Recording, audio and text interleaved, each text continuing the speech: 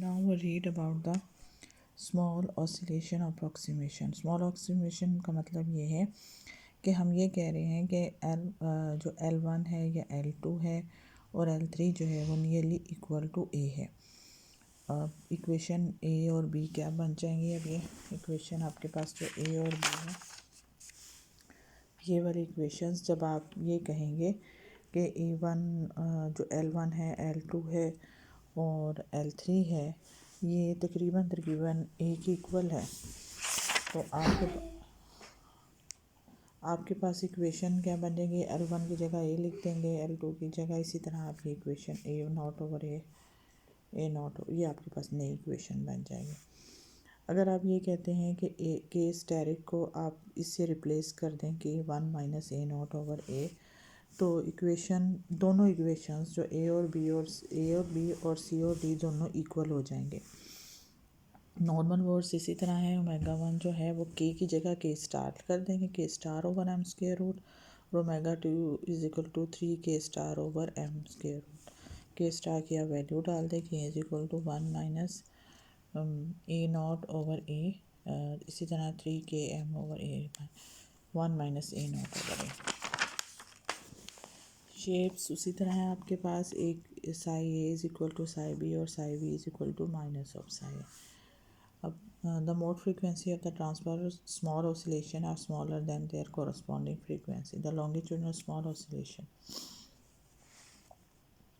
अब normal modes उसके आप किस तरह हो गए? अगर साई ए और साई बी इक्वल हैं, मोड विद लो अगर फ्रीक्वेंसीज कम है तो दोनों जो है वो साई ए और साई बी इस तरह होंगे।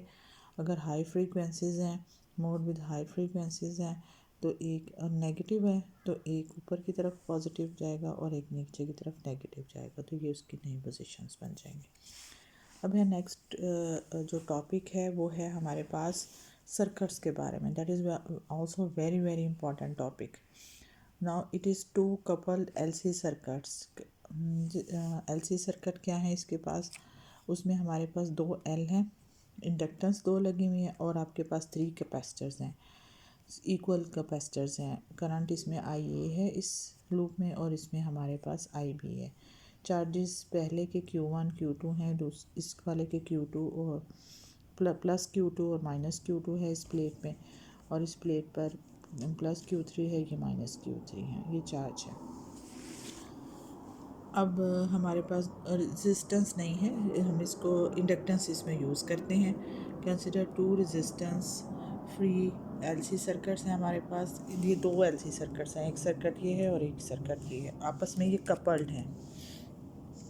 Let the circuit have identical values of inductance L, एक जैसी इंडक्टेंस रखी है, कैपेसिटेंस भी हमने एक रखी है, वो कपल्ड हो गए हैं to each other by the middle capacitor. ये जो दरमियान वाला कैपेसिटर है इन दोनों की कपलिंग कर रहा है, इकट्ठा कर रहा है, और कैपेसिटेंस जो है वो सी है।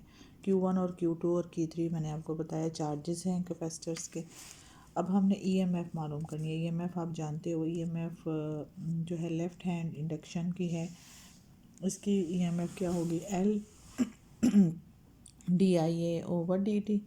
और पोटेंशियल डिफरेंस अगर आपने मालूम करना हो किसी का भी, that is equal to V is equal Q over C होता है, तो ये नेगेटिव साइन आ जाएगा बाय द चार्ज Q1 की तरफ से, अगर क्योंकि लेफ़्ट साइड पर है, इट टेंड्स टू, क्योंकि ये टेंड कर रहा है डिक्रीज, आई नेगेटिव साइन ये शो करता है कि क्योंकि ये कैपेसिटर में करंट जो है वो चार्ज हो रहा है, तो वो जो खुद करंट है वो कम हो रहा है। अब पोटेंशियल डिफरेंस अक्रॉस Q3 के क्रॉस पोटेंशियल डिफरेंस क्या होगा? Q3 ओवर C, और ये पॉजिटिव है, इस वजह से इसका मतलब है कि IA जो है वो इंक्रीज़ कर रहा है। अब हमारे पास टोटल EMF जो है वो क्या है? LDIA ओवर DT, और हम ये टोटल ये आपके पास EMF है, 2 हिस्सों में ये डिवाइड हो रही है, 2 पोटेंशियल डिफरेंस, एक माइनस Q1 ओवर C और एक पॉजिटिव Q3 ओवर C, ये हमारे पास आ जाएगी। इसी तरह ये A के लिए है, हम LIAB लिखेंगे minus Q2 over C plus minus Q3 over C।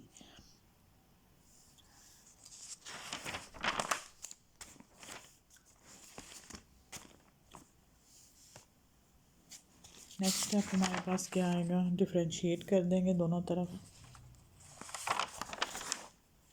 Differentiate कर देंगे तो ये तो स्क्वायर हो जाएगा और ये आपके पास आ जाएगा I C D Q 1/dt, D Q 3/dt, D Q 2। ये सारी आपके पास डिफरेंशियल फॉर्म आ जाएगी। अब हमें पता है कि dq/d1 क्या होगा आई है, dq3/dt क्या होगा आपके पास इन दोनों का आई बी माइनस आई है, और डी क्यू जो ये थर्ड में है, और dq2/dt हो जाएगा आपके पास आई बी। अब ये वैल्यूज़ हम करंट की फॉर्म में अब इसको ले आएंगे जो हमारे पास चार्ज की फॉर्म में था।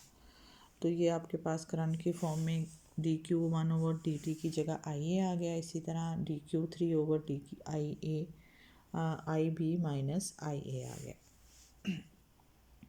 अब two normal modes of the system are as follow. दो नॉर्मल मोड्स हमारे पास बन रहे हैं और शेप्स हैं और एंगुलर वेलोसिटी। शेप क्या है, दो इसमें हमारे पास होगी कि आई, पहला मोड क्या है कि आई बी और आई ए दोनों इक्वल है। जब दोनों इक्वल होंगे तो आपके पास ओमेगा 1 जो है 1/LC² होगा, और अगर आई बी जो है वो एक दूसरे के अपोजिट डायरेक्शन में है तो आपके पास ओमेगा 2 जो है वो 3/LC² होगा।